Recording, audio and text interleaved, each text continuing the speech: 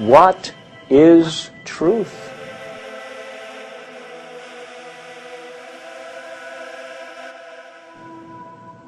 When Pilate asked Jesus that question, he did not answer.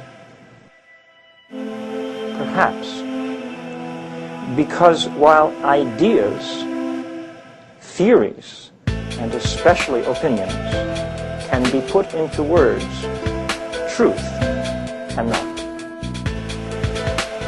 The teacher can but point the way, says the voice of the silence. Words can point, they do point, and they're important pointers.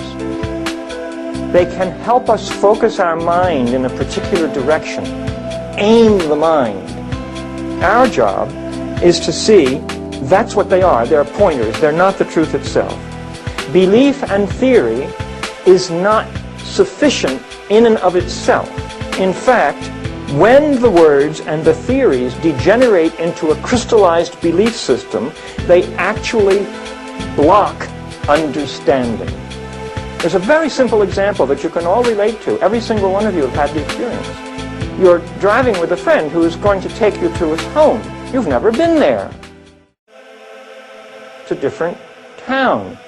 Well, he describes the home to you as you're going along. How many rooms, what the color is, what the neighborhood is like. What do we all do? Don't we form a picture? Sure we do. Where do we get that picture?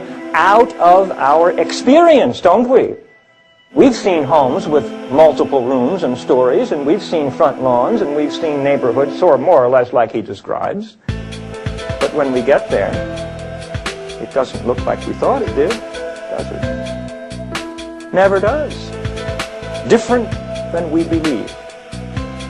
In the same way, when we hear a spiritual doctrine or read a spiritual doctrine, we form an idea of what that means out of our own experience. But we haven't had the experience that the individual is speaking of.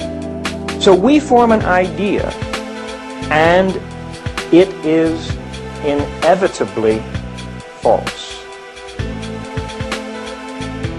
Each individual must discover the spiritual nature within himself. It must be our experience rather than simply a belief. Discover it for yourself. Very, very important to have a direction. But that's not the end.